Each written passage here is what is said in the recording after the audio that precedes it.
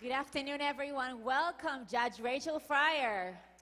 Thank you. Thank you for welcoming me, and thank you for inviting me. I'm so proud to be here, and I'm just looking forward to a wonderful Shabbos. Oh, wonderful. Thank you so much for finding time. Sure. And maybe I should start with that, with how to find time, because you do so many things. You're a judge, you're a lifesaver with Hatzalah, you're an educator with your project V'derech. Yeah, she deserves it completely. So you'll find me very often talking about my mother, because she really is my best friend and such a smart woman.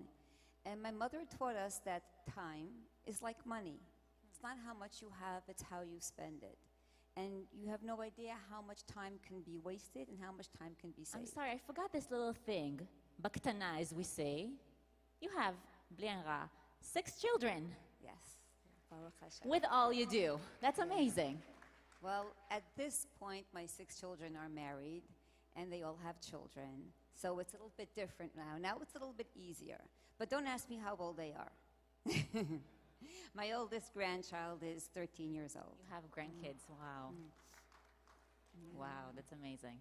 Thank you. Hamsa.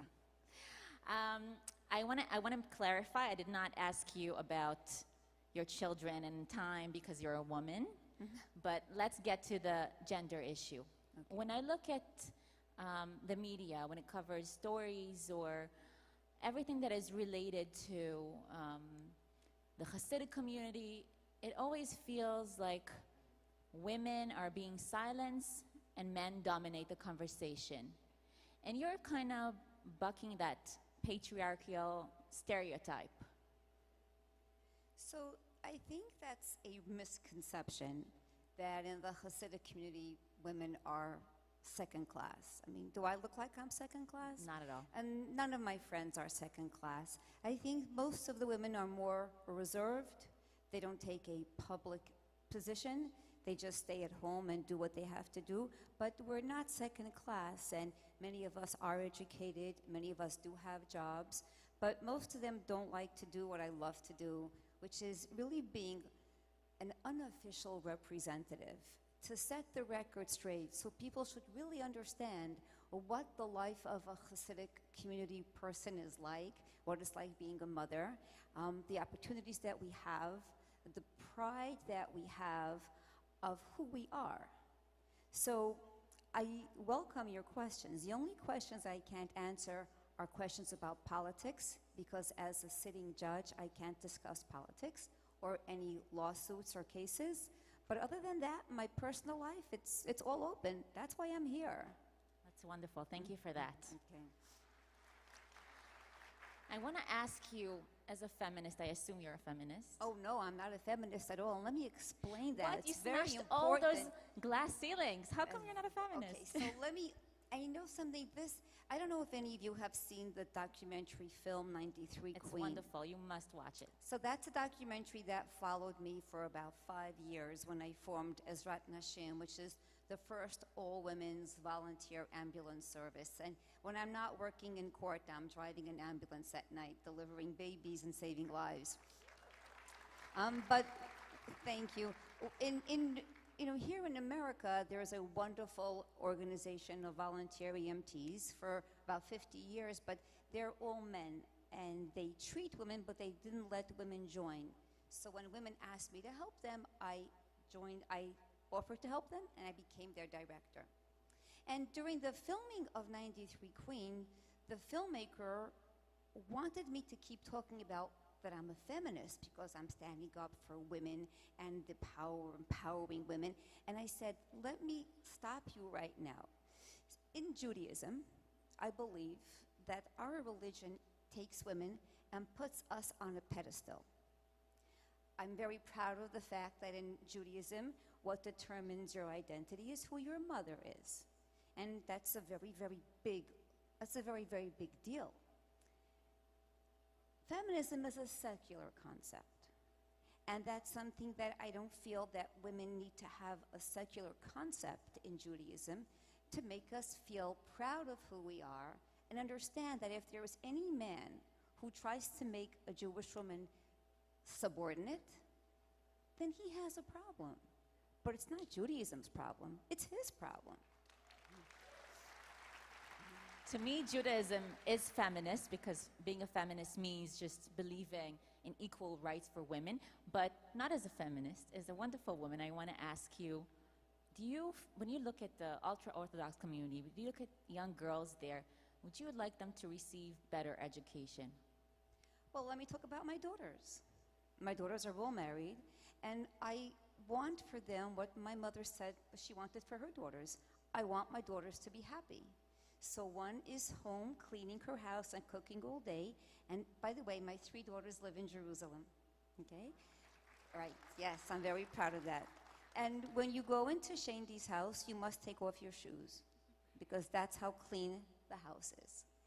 Now, my other daughter, Fagi, is a photographer. She took a course. She learned how to be a photographer. She works in the home where the women are after they have the babies. What's it called? Beit Hachlama. And she takes pictures all the time, and so she has a profession. And my other daughter, she works with me at Ezrat Nashim. And they both have their college degrees. So we have opportunities, and it's not that you can't do it. What I have learned, and I learned that firsthand when I was starting Ezrat Nashim, is that most women by choice want to be home, even if they have the opportunity. And I've met many women along my pathway, my career, who are not from the ultra-Orthodox community, who decide they want to stay home and raise a family. So to those women who do that, I say, Kal HaKavod, it's your choice. And those who want to go out to work, Kal HaKavod as well. So I think we live in a great era where we have this opportunity because my grandmother and my great-grandmother back in the shtetl in Hungary didn't have this opportunity. But I come from a family of strong women. I want to ask you, your husband, I'm sure, gets a lot of credit. Oh, absolutely. Truthfully, he really is the hero of my story because, while I may be the first Hasidic woman that ran for public office, he's the first Hasid who supported his wife. He paid for my campaign. I maxed out all his credit cards.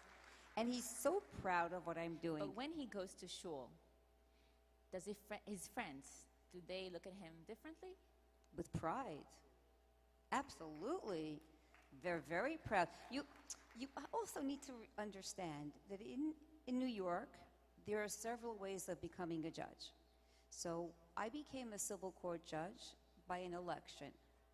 And my community, that's mostly Haredim and Hasidim, voted for me in order for me to become a judge.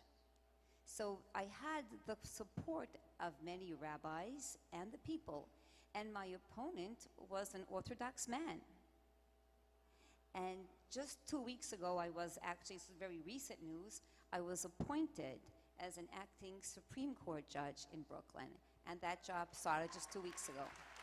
Bravo. Thank you. Mazel tov. What did little girl Ruchi wanted to do when she grows up? Everything. Everything. You know, when I graduated high school, my aunts bought me a gift, and they bought me a card. Mazel tov Ruchi on your graduation. And I opened up the card, and there was a napkin. To the girl who wants to have her fingers in every pie. I wanted to do everything. And you know, my mother, when she was raising us, she would say to us, girls, you know, we were 4 girls. My baby brother was born after I was married. My mother and I had babies together.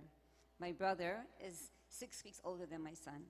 So anyhow, my mother always says, girls, you could do whatever you want to do.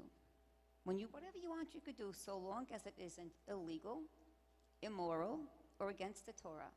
So I grew up knowing the world is wide open with opportunities. There are rules, but whatever you want to do in life, there are rules. You want to drive a car, you have to follow the rules also.